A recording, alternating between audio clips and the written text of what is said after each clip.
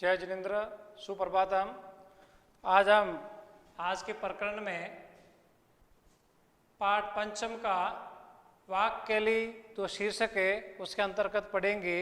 वाक्यली जो शीर्षक है इसका जो अर्थ है पहेली, यानी कि कुछ पहेलियां दे रखी है श्लोक के माध्यम से, उसको हम पढ़ेंगे, जिसका अर्थ उस श्लोक में, श्लोक के शब्द में, कहीं पद के बीच में, कहीं पद के अंत में, या उसका भाव समझ करके दिया गया है। तो हम देखते हैं इसमें पहला जो हमारा पद है इसका पहेली का, उसमें देखिए आप, कस्तूरी जायते कस्मात को हंति करुणा कुलम किम कुर्यात कात्रो युदे मिर्गा सिंह पलायते। यानी कि कस्तूरी कहाँ से उत्पन्न होती है, हाथियों के कुल को कौन मारता है और कायर युद्ध में क्या करता है। तो जो पहला है उसका उत्तर देखिए, सबके नीचे दे रखा है, मिर्गात सिंह पलायते। कस्तूरी जायते कस्मात, यानी कि कस्तूरी कहाँ से उत्पत्ति है, कस्तूरी हिरण की नाभि से उत्पत्ति है। तो कस्तूरी जो कस्मात है उसमें क्या देगा, मृगात। तो कस्तूरी मृगात जायते, कस्तूरी है वो मृग से उत्पन्न होती है। को अंति अरुणाकुलम, हाथियों के कुल को कौन मारता है, सिंह, शेर है वो हाथियों के कुल को मारता है। किम कुर्यात कात्र युद्ध, और कायर युद्ध में क्या करता है, पलायने, यानी कायर वो युद्ध में भाग जाता है। तो यहाँ पर इनके अंतिम पद में इन तीनों जो पद है उसके उत्तर दे रखे हैं, मृगात सिंह पलायते। तो पहले पद में कस्तूरी के लिए मृगात हो गया, हाथियों के कुल के लिए सिंह हो गया, और कायर युद्ध में क्या करता है, भाग जाता है, पलायन कर देता है। अब हम दूसरे पद पे आते हैं, भोजन अंते च किम पेय जायंत कस्य व चूत कथम विष्णुपद प्रोक्त वक्रम शक्र से दुर्लभ। यानी भोजन के अंत में देखो, भोजन अंते च किम पेयम, भोजन के अंत में क्या पीना चाहिए, तक्रम, छाछ। जयंत कस्य सूत, जयंत किसका पुत्र है, शक्रस्य, इंद्र का है। कथम विष्णुपद प्रोक्तम, विष्णु के पद को प्राप्त करना कैसा है, दुर्लभ है, यानी कि विष्णु के पद को प्राप्त करना कठिन है। प्रोक्तम, प्रधन उक्तम गुण संधि का प्रयोग किया गया। अब जो तीसरा पद है हमारा देखिए, रवि कवि किम समरस्य सार। रवि कवि और युद्ध का सार क्या है। तो रवि के लिए क्या है, प्रकाश, और कवि के लिए क्या, वाणी, और युद्ध के लिए क्या होता है, सारथी। अंतिम जो पद दिया है ना, भागीरथी, भा यानी क्या होता है, प्रकाश, गी यानी क्या, वाणी, रथी यानी रथ, यानी कि जो भागीरथी अर्थ है उसी में से इसका अर्थ, अंतिम जो पद लाइन दे रखी है उसके नीचे इसमें अर्थ आ रखे हैं। कर्षे भय किम भयम, किसान को किससे भय होता है, किसान को भय इति, इति होता है आपदा, आपदाओं से भय होता है। किम अदंती भृंगा, और भंवरे क्या पीते हैं, भंवरे रस पीते हैं। सदा भयम च अपि, सदा कैसा भयम, कौन सदैव भयभीत रहता है और कौन भयभीत तो नहीं रहता है। जो दूसरों पर आश्रित रहता है वो भयभीत रहता है, और जो गंगा के तट पर रहते हैं वो भयभीत नहीं होते हैं। वो जैसे इसमें दिया ना, भागीरथी तीर आश्रिता नाम, यानी भागीरथी क्या है, गंगा के तट पर रहने वाले कभी भी किसी पर आश्रित नहीं होते हैं, क्योंकि गंगा का जल है, वहां पर उनको जो सिंचाई हो जाती है, गंगा के तट पर रहते हैं उन लोगों के लिए वो आश्रय बनी हुई है। तो यहाँ पर कौन किम, देखो सदा किम भय, जो कौन भयभीत रहते हैं तो दूसरे पर आश्रित रहते हैं, और जो कौन भयभीत नहीं रहते हैं, जो गंगा के तट पर रहते हैं, उनको किसी प्रकार का भय नहीं होता है। तो यहाँ पर देखिए अंतिम लाइन में इन सब का उत्तर आ रखे हैं, भागीरथी तीर आश्रितानम।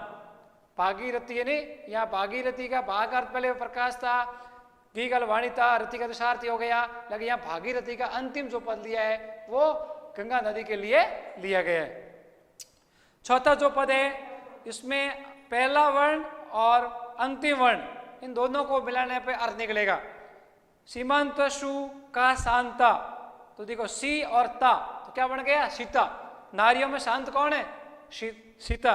सीमांत शु का शांता, नारियों में शांत कौन है, सीता। राजा को उदम गुणो उत्तमा, राजाओं में श्रेष्ठ कौन है, देखो राजा, रा पहला पद आ गया और लास्ट में क्या है, म, तो क्या हो गया, राम। तो गुणों में कौन श्रेष्ठ है, राम। विधवा भी का सदा वंदनीय, विद्वानों द्वारा सदैव क्या वंदनीय है? देखो वि और पद के अंत में क्या धा ध्याय, तो क्या बन गया? विद्या। यानी अत्र उक्तम न बुध्यते, लेकिन इसी में अर्थ दिया गया है, अलग से नहीं बताया गया है। एक बार इसको वापिस देखिए कि नारियों में शांत कौन है? सीता। गुणों में उत्तम कौन सा राजा है? राम। और विद्वानों के द्वारा सदैव क्या पूजनीय है? विद्या। तो यहाँ पर सीता, राम और विद्या, इस पहली का अर्थ निकलेगा। इसी प्रकार से अब जो एक 5वां श्लोक है, इसमें दास्यसी, दो अर्थ हैं, दो अर्थ निकाले हुए हैं, अलग अलग अर्थ हैं। श्लेष अलंकार निकलेगा दास्यसी, दासी प्लस असी और दास्यसी ने दूंगा। तो कह रहे हैं पायन्ये पातुम इच्छामि तव कमल लोचने, यदि दास्यसी न इच्छामि न दास्यमि पीबामि हम। तो क्या कह रहा है? हे कमल के समान नेत्रों वाली, पानीयम पातुम इच्छामि, मैं तुम्हारे हाथ से जल पीने की इच्छा करता हूं। यदि दास्यसी न इच्छामि, यदि तुम दासी हो तो नहीं पीऊंगा, यदि तुम दासी नहीं हो तो पीऊंगा। यानी कि दास्यसी ने देना और दासी धन असी, यण संधि का भी प्रयोग हो रहा है। तो इस श्लोक को वापिस समझे, दो अर्थ निकाल रहे हैं। यदि तुम दासी हो तो मैं नहीं पीऊंगा, यदि तुम दासी नहीं हो तो तुम्हारे हाथ से जल पीऊंगा। अगला जो 6th पद है, कम जंगान कृष्ण का शीतल वाहिनी गंगा के दार पोषणात कम कंबलवत न बांधते शीतम। ये करे कम जंगान कृष्ण, कृष्ण ने किसको मारा? कंस को। क और स, देखो लास्ट वाला क्या है? कंस। पहला पद क और क के बाद में क्या? संज गान जो दिखा रहा है ना, उसमें क्या है? दोनों को मिलाना है, तो क्या आ जाएगा? कंस। कृष्ण ने किसको मारा? कंस को। का शीतल वाहिनी गंगा, तो देखो का और शीतल वाला जो श है उसका क्या लेना है? शी लेना है, तो क्या बन जाएगा? काशी। के दार पोषणाद्रत, नारियों के पोषण में कौन रहते हैं? केदार। कम कंबलबद्ध बांध देते, शीतल यानी कि शीत को, इसमें देखो क और ब का लेना है कंबल। शीत ऋतु को कौन बाधित नहीं कर सकता है? कंबल। यदि व्यक्ति कंबल को ओढ़ के सो जाता है तो शीत ऋतु उसको बाधित तो नहीं करती है। एक बार उसको वापिस देखिए, कृष्ण ने किसको मारा? कंस को। शीतल वाहिनी कौन है? गंगा कहाँ बहती है? काशी में। नारियों का पोषण करने वाला कौन है? केदार। शीत ऋतु किसको प्रभावित नहीं करती है? किस बलवान को प्रभावित नहीं करती है? कंबल व्यक्ति को धारण किया हुआ है, जो कंबल युक्त होता है उसको शीत ऋतु प्रभावित नहीं करती है। यहाँ पर भी अगला जो श्लोक दे रखा है 7वां, इसमें भी श्लेष अलंकार रहेगा। केशव पतित दृष्ट्वा दुर्णा हर्षमुपगत रुदंती कौरवा सर्वे हा हा केशव हा हा केशव। देखो केशव पतित दृष्ट्वा दुर्ण, यानी कि कृष्ण को सामने गिरे हुए को देख करके द्रोणाचार्य प्रशंसित हुआ। ठीक है ना? तो यहाँ पर दो अर्थ निकल रहे हैं, एक तो कौवा है और एक कृष्ण निकल रहा है। रुदंती कौरवा सर्वे हा केशव, देखो कृष्ण को गिरे हुए को देख करके सारे कौरव रोने लगे। अर्थात यहाँ के और शव, शव का अर्थ है मरा हुआ शरीर। शव को पानी में जाते हुए को देख करके सारे सियार रोने लगे, हाय शव जल में गया, हाय शव जल में गया। कहने का मतलब है जब कृष्ण को गिरे हुए को देख करके द्रोणाचार्य प्रशंसित हुए और शव को गिरे हुए को देख करके कौवे प्रशंसित हुए।